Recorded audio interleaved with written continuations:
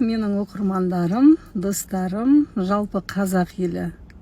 Бүгін әдеттегідей мені қонаққа шақырды. Өзімнің басты кейіпкер екенімді мен білген жоқпын. Асықпай жетермін деген ойда. Бір 15 минутқа кешігіп бардым. Барсам ең кереметі, сенесіздер ма? Бір топ адам мені күтіп тұр екен. Алдымнан қонаққа шақырған председатель, ардагер, полковник полиция өзі алдымнан шығып, күтіп алып, Айсұлу ханым, біз сізді күтіп отырмыз дегенде өзім таң қалдым. Неге сіз ескерткен жоқсыз менің басты кейіпкер екенімді? Мен ойладым. Войдите в режим мониторинга парковки через 5 минут. Ал енді менің түсінгенім, Алланың әрбір күні керемет қой. Сондықтан да бүгін Амал мерекесіне орай 13-14 наурыз Қазақстан мемлекетімізде Амал мерекесі. Ол мереке негізі батыс өңірінде өте дамыған.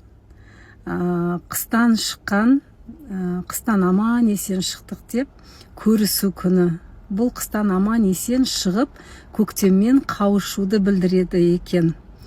Адамдар, халықтар бір-біріне төс қағыстырып, ақ жарма тілектерін айтып, өкпе реніштері болса ұмытып, жаңа жылдың бастауы ретінде бірлік пен мейірімділіктің мерекесі деп танылған қауышу мерекесі, Амал мерекесі құтты болсын.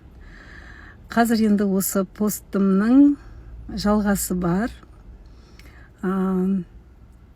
Мен зейнеткер, ішкі істер департаментінен 33 жыл мемлекетімізге қызмет жасап, адалынан еңбек жасап, халқымыздың үмітін ақтап, 99 жылы Астанаға қоныс аударып келген сәтте жол полиция басқармасында 3-ші взводта, әйелдер элиталық взводында жұмыс жасаған болатын. Еңбегімді ескеріп, ардагерлеріміз, ветерандарымыз бүгін құрметті қонақ етіп шақырғандарына шүкіршілік еттім, рахметімді айттым, мыңда бір алғысымды айттым. Ардагерлерді ұмытпаған біздің басшыларымыз қазіргі жасап жатқан еңбектеріңіз жемісті, табысты болсын, көк байрағымыз көгімізде желбіреп тұрсын.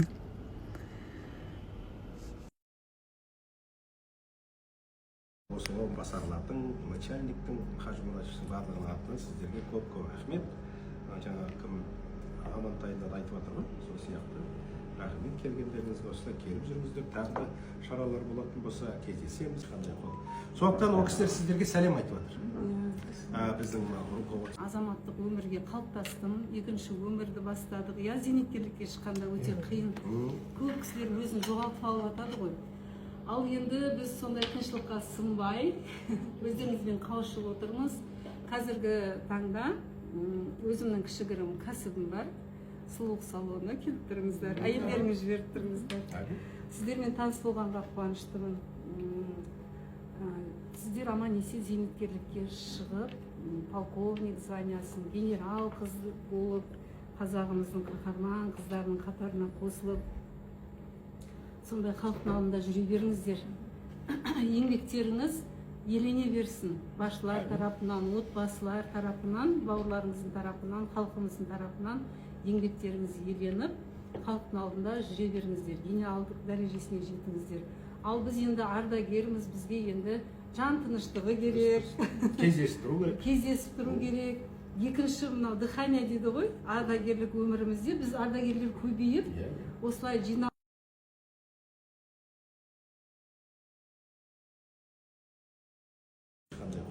Сондықтан ол кісілер сіздерге сәлем айтып жатыр. Біздің руководство. Сенің нелегальный орынбасарымсың. Рахмет мне. Ал халқымызға қызмет етуге пенсияға шықсақ та дайынбыз. Айтыңыз, все ғой. Ардагер болсақ та, зейнеткер болсақ та, елімізге, халқымызға қызмет етуге дайынбыз. Міне, ағасы, сіз де бірден айтып жүріңіз, короткий. Челлендж жақпайды бұл. құрметті зейнеткерлер, құрметті қызмет жасап жүрген әріптестеріміз, барлықтарыңызға көп рахмет. Осы управлениенің сотрудниктарына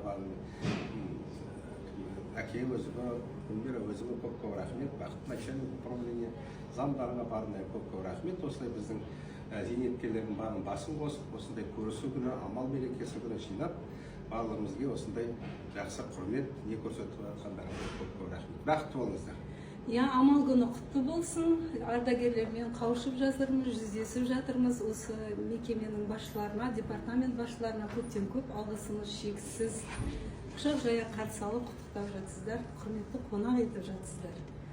Әмин. Құрметті ардагерлер, сіздерге рахмет. Осы амал күні біздің басқармаға келіп, жылы лебіздеріңізді білдіреміз. Амал күнде жиірек есіңіз әрдайым сіздерге ашық келіңіздер. Жалғастырамыз. Бүгінгі мерекелеріңіз құтты болсын. Әріптестерді, зейнеткерлерді, бәрінің отбасына жақсылық, аманшылық тілеймін. Әмин. Айтқан тілектеріңізге мен де қосыламын. Бары жақсылық болсын. Әмин. Көп сізге рахмет. Осылай келіп, бізбен танысып, біздің есігіміз әрдайым ашық, осылай келіп тұрмыз. Ал құрметтілерім, әлі де болса біз ардагер болсақ та мемлекетімізге, отанымызға, халқымызға қызмет етуге дайын екенімізді бүгін тағы да бір сездірдік.